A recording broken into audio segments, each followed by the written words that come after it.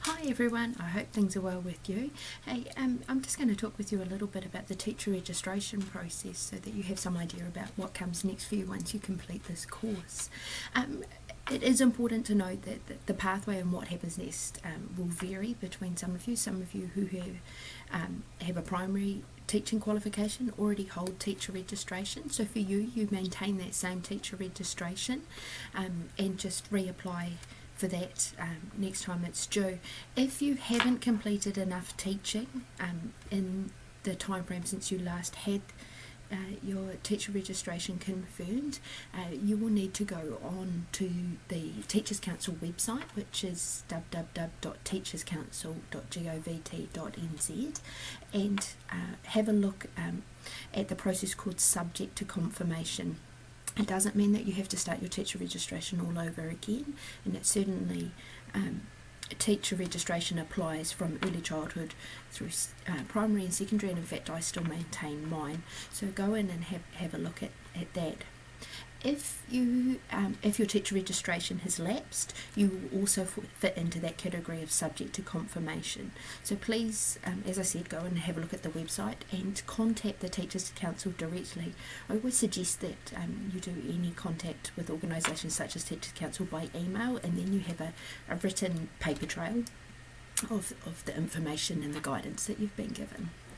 For those of you who haven't ever had teacher registration, you will need to apply to be what's called a provisionally registered teacher, or a PRT.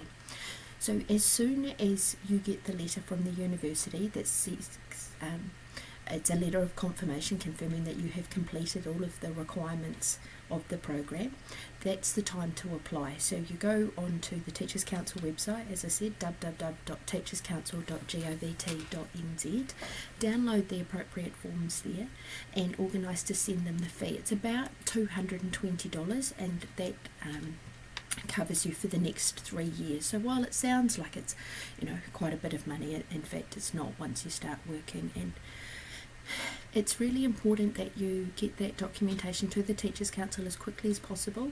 Usually it takes 4 to 6 weeks because of the time of the year, with Christmas and New Year and organisations shutting down and things, it could take a little bit longer. So the sooner you get it in, of course Teachers Council are very aware that this is important. There's lots of people trying to gain their registration now, so they do have extra staff on for that.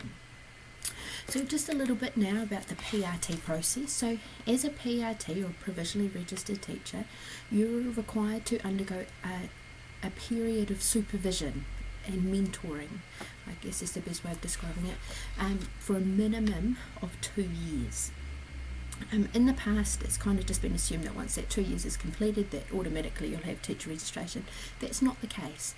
For lots of people, it actually takes a little bit longer than 2 years, and that's not a problem at all.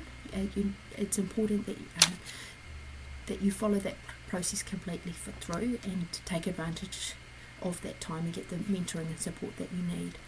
In order to be able to be eligible for the PRT process, you need to be working 0.5, so 20 hours a week in a teaching position, so not as a teacher aide or as a ESW worker or anything like that. You have to be in a paid teaching position for a minimum of 20 hours a week for a period of 6 weeks or more. So it's okay to take up relieving positions, but they only count if you're there for 6 weeks and you have in place an agreed mentoring relationship with a fully registered teacher. So any mentor that you have must be a fully registered teacher. So do make sure that you check that before you reach an agreement with anybody. It's really important when you're having an interview for a teaching position that you ask about the support and guidance and mentoring that's available in the service and what they're going to do to support you during this time.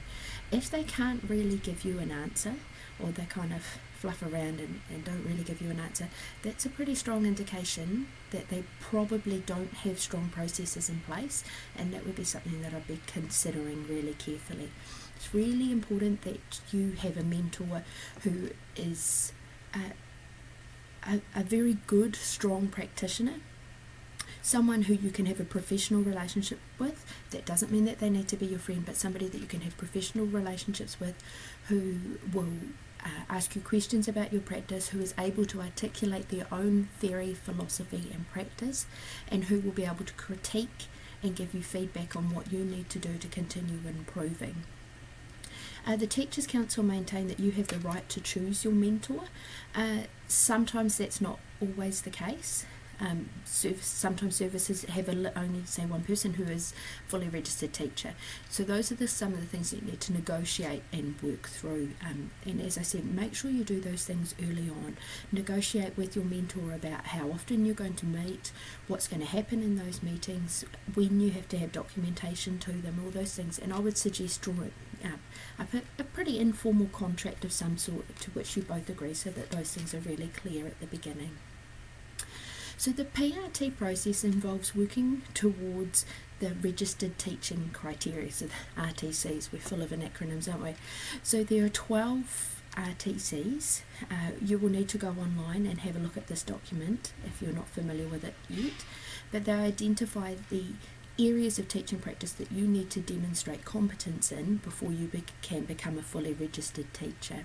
It's really important as you're going through this process that you remember and rely on the reflective tools that we've taught you about here in this program. For most of you, you've been using Smythe, because those reflections are going to form the basis of your evidence that shows your progress as a teacher towards meeting those 12 criteria. It's also really important that in terms of those criteria, that you don't see them as a checklist. In fact, they're interwoven and intertwined and overlap. So the way in which you organise your folder, which is totally up to you, needs to be able to reflect that you might be working on one particular area of your practice, but the effect it has on other areas in relation to those RTCs as well. The teacher inquiry model is the most commonly used framework for supporting teachers to work towards not only the registered teaching criteria, but also your professional practice into the future. A significant change that's happened in the last couple of years means that all teachers who maintain their teacher registration must keep a teacher reg folder. And I think once you get through the PRT process, the folder becomes probably not kept as up to date, or it becomes something that sits alongside rather than at the forefront of your practice. But for example, I still maintain my teacher registration folder. I still write regular reflections for myself. I still set goals for my own learning and work to achieve those. This is really important. A very good friend and colleague of mine, in fact, had been registered for over 20 years, and her folder was called in last year. So it's something that many teachers in the sector aren't aware of, but please remember it yourselves. So the teacher inquiry model is a really good way of working through that, in which you set your own goals and then work through the inquiry model in order to work towards achieving those, and using written reflection to document what happens and what you're going to do next, which of course you're really, really familiar with. I think, it's a pretty brief overview. The most important thing I would say is that you go onto the Teachers Council website and make sure that you're really, really familiar with all of the information in there. There's lots of information there for mentor teachers, so it'd be worth having a read of that yourselves, but also for you as soon-to-be PRTs. Anyway, I wish you well with all of the process, and feel free to get in touch with Karen if you have any questions at all. Take care. Bye.